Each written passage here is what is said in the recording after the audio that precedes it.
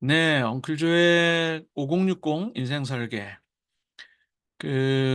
4대 보험 중에서 고용보험 생각해 보겠습니다. 세 번째 시간에는 구직 활동. 음, 구직 활동은 구직 활동을 하지 않는 경우에는 시급급여를 지급받을 수 없도록 어, 구조가 만들어져 있기 때문에 여러분들이 실업급여 지급 신청 절차를 이해하시는 것 자체가 구직 활동입니다. 그래서 앞서 말씀드린 것처럼 수급자정을 설명회에 참석하시고 그다음에 이런 거 신청서 제출하고 설문지 하고 이거는 사전 작업을 해 놨으면 워크넷 구직 등록부 방문 시하면 이런 모든 것들을 조금 면제할 가능성이 있기 때문에 여러분들한테 시간과 노력을 줄이기 위해서 사전 작업을 좀 해 놓으시라고 말씀드렸죠. 고용보험 홈페이지하고 워크넷 홈페이지에. 그러면 여러분들이 2주 지나면 대기 기간 7 일을 제외한 실업급여 8 일분이 최초에 입금이 됩니다.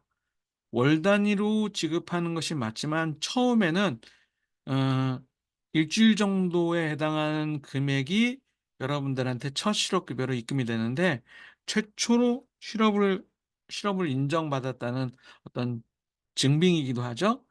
앞으로는 센터가 지정한 취업 희망 카드에 나와 있는 센터가 지정한 실업 인정일에 매번 지정하는 날에 출석 또는 온라인으로 제출, 재취업 활동 내용, 구직 활동 내용을 신고하고 상담하고 하면 실업 기간에 해당하는 실업 금액이 4주 단위로 대부분 4주 단위입니다. 4주 단위로 개인 계좌로 입금이 되게 됩니다.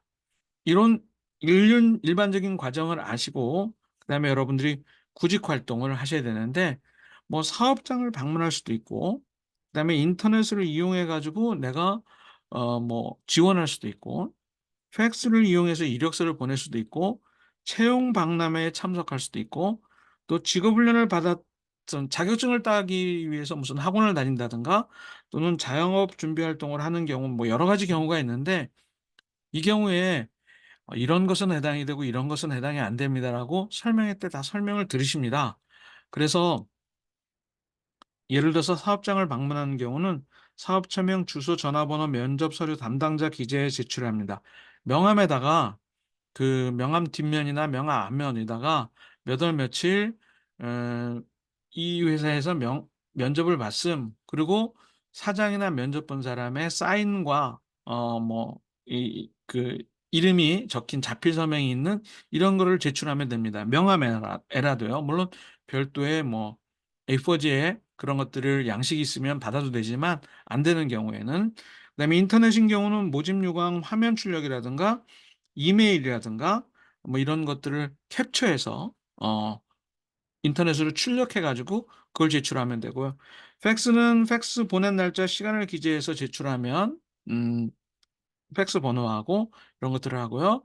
면접에 참여했다라는 것을 증명할 수 있는 채용 박람회 서류는 옆에 보여 드린 경우는 제가 예전에 대형 버스 면허를 따고 오산에 있는 구인구직 만남에 관한 행사에 참석했는데 물론 뭐 경력 증명서가 없다고 그 면접에서 떨어지긴 했지만 떨어졌다고 하더라도 여러분들이 이런 참가 확인증을 몇 월 며칠 몇 시에 어디에 면접을 했다라고 하는 이렇게 직인이 찍힌 서 확인증을 받아오시면 그게 바로 여러분들이 구직활동 증빙 서류에 해당되기 때문에 이런 것들을 꼭 받아오셔서 제출하셔야만 실업급여에서 원하는 구직 활동을 열심히 하셨다라는 증빙이 되는 겁니다.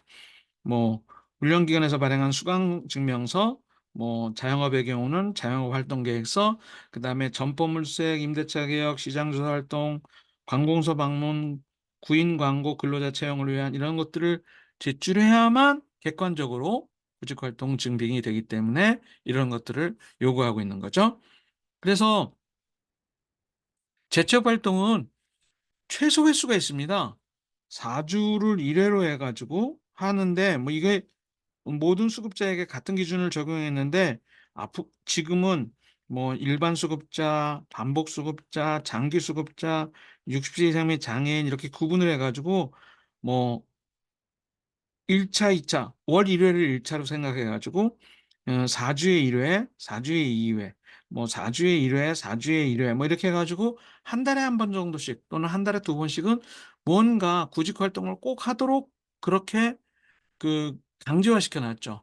어 앞서 말씀드린 대로 구직 활동을 열심히 하는 증빙을 대야만 실업급여를 주겠다라고 하는 약속이기 때문에 이렇게 할 수 그래서 뭐 직접 방문해서 또는 온라인으로 뭐 그다음에 방문해서 온라인으로 이렇게 경우에 따라서 방문하지 않고도 이메일이나 뭐 그 카톡이나 이런 것들로 제출해도 되지만 꼭 여러분들이 증빙을 해야만 그래서 집체교육, 자원봉사 굉장히 다양하게 많이 있습니다. 직업훈련 교육, 집체교육, 자원봉사 뭐 특별한 직업 교육 그다음에 적성 검사 해당되는 게 굉장히 많이 있기 때문에 그런 것들은 여러분들이 설명회 때 내용을 자세하게 들으면 여러분들이 활용할 수 있는 범주 내 것을 선택하실 수 있습니다. 실업급여의 차수별 재취업 활동 의무 횟수, 출석일, 재취업 활동 종류 등이 다르게 적용되거든요.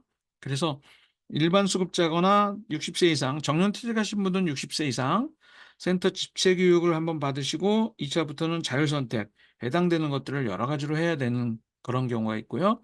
일반 수급자인 경우는 센터 집체 교육, 자율 선택, 구직 활동 1회 이상 필수 이렇게 차수에 따라서 자기 수급자 유형에 따라서 할 수 있고 할 수 없는 것들이 정해지기 때문에 요 내용들을 잘 기억하셔 가지고 해당되는 것들을 가지고 준비를 하셔야만 여러분들이 구직 활동을 인정받아서 실업급여를 받으시는데 지장이 없다. 이렇게 정리를 해 두시면 될 것 같습니다.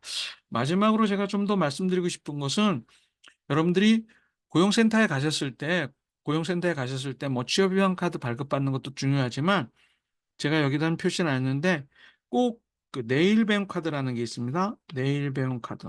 내일 배움 카드라는 게 있는데 이 내일 배움 카드라는 걸 신청하셔 가지고 발급을 받으시면 여러분들이 학원을 가서 자격증을 따거나 이럴 때 한 300만 원 정도에서 400만 원 정도를 교육비를 지원을 해 주는 어떤 교육비 지원 시스템이에요. 그래서 네일펜 카드를 발급받아 가지고 '내가 어떤 자격증을 따야 되겠다.' 그런데 한 70에서 한 뭐 70에서 한 80% 정도까지 제가 알기로는 이 300만 원, 400만 원 범주 내에서 지원을 받아 가지고 자기 부담금은 뭐 10% 20% 30% 교육 과정에 따라 다 다르기 때문에 일률적으로 말씀은 드릴 수 없지만 내가 10% 20% 30%만 부담하고 필요한 자격증을 따 가지고 재취업 활동하는 데 굉장히 도움이 되게 사용할 수가 있습니다. 그래서 여러분들이 취업 희망 카드를 발급받을 때 요 내일 배움 카드도 반드시 같이 챙기신다면 여러분들이 구직 활동을 하면서 정말 필요한 구직 활동을 하는데 도움이 될 수 있는 좋은 제도이기 때문에 말씀을 드립니다. 자, 이제 다음 시간은 Q&A로 고용보험을 정리하는 걸로 하겠습니다.